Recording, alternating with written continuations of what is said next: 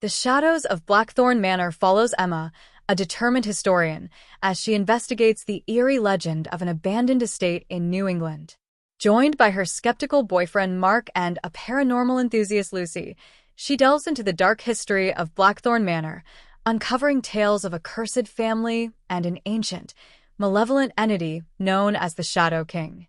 As the trio explores the manor, they are tormented by vivid nightmares, ghostly whispers, and living shadows that grow increasingly hostile. When they discover the symbols of an ancient ritual etched into the walls, they realize the manor is more than just haunted. It's a trap designed to feed on fear and despair. Desperate to survive, Emma attempts a dangerous counter-ritual, only to face unimaginable horrors. With the stakes higher than ever, the group must confront their deepest fears and make the ultimate sacrifice to banish the evil that dwells within the manor's walls. But Blackthorn Manor doesn't give up its secrets, or its victims, easily. As the line between reality and the supernatural blurs, Emma learns that some shadows can never be escaped. A chilling tale of courage, sacrifice, and the lingering darkness that binds the human soul to the unknown. The Shadows of Blackthorn Manor will keep readers on edge until the final, haunting revelation. Blackthorn Manor sat on the outskirts of a forgotten New England town, shrouded in mist and mystery. Once a lavish estate, it now stood abandoned, its windows like hollow eyes gazing at the desolate landscape. The townsfolk whispered of its cursed history, a family tragedy, unexplained deaths, and the shadows that seemed to move on their own. Emma, a historian and avid documentarian, dismissed these rumors as superstitions.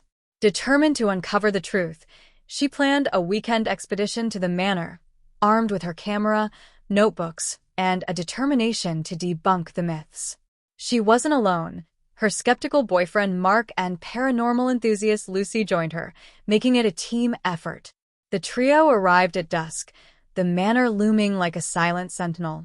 The air was unnaturally still, and the rusted iron gates creaked ominously as they pushed them open. Inside, the manor smelled of damp wood and decay. Dust motes floated in the pale light filtering through shattered windows.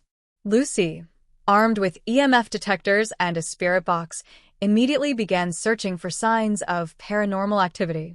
Mark ridiculed her efforts, while Emma focused on documenting the dilapidated architecture and old artifacts scattered around. Their exploration began uneventfully, but as night fell, the atmosphere shifted. Doors creaked open on their own. The sound of faint footsteps echoed in empty hallways. Shadows seemed to stretch and twist unnaturally.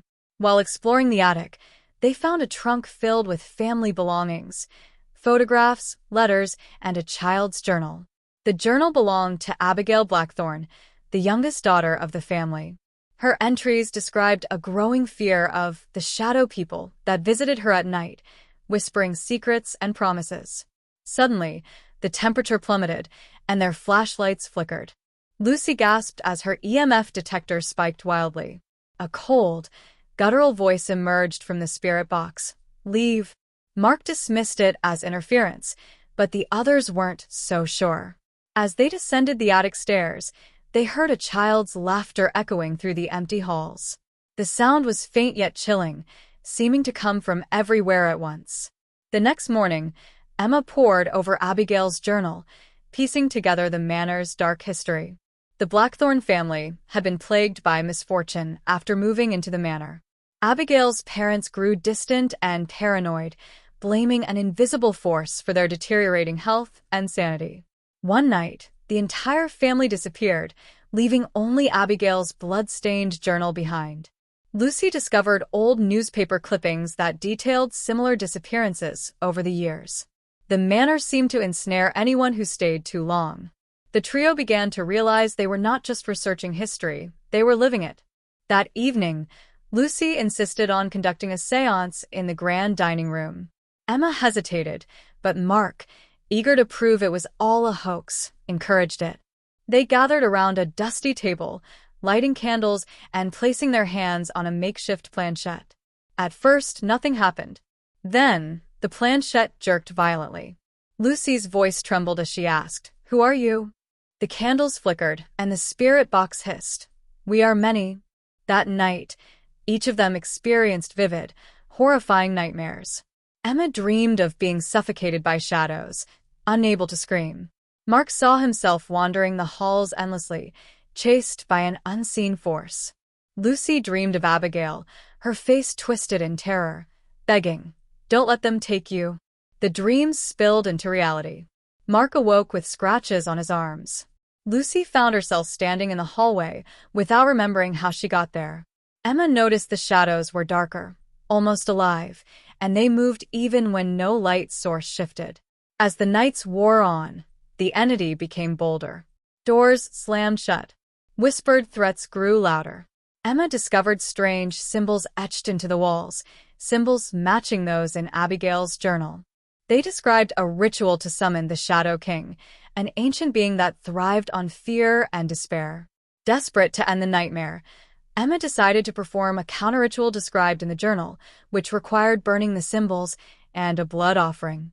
The trio gathered in the parlor, but the shadows fought back. Candles extinguished themselves. Heavy furniture slid across the floor, blocking exits. Mark, now a skeptic no more, was dragged screaming into the darkness. Emma and Lucy clung to each other, determined to finish the ritual. Chanting the ancient incantation, they lit the symbols on fire, the flames casting an eerie glow. The shadows recoiled, shrieking in unearthly voices. As the ritual neared completion, the Shadow King revealed itself, a massive, writhing entity of darkness, its eyes glowing like molten coals. It lunged for Emma, but Lucy sacrificed herself, distracting the entity long enough for Emma to complete the final chant. The entity let out a deafening roar before imploding into nothingness. The shadows vanished, and the manor fell silent.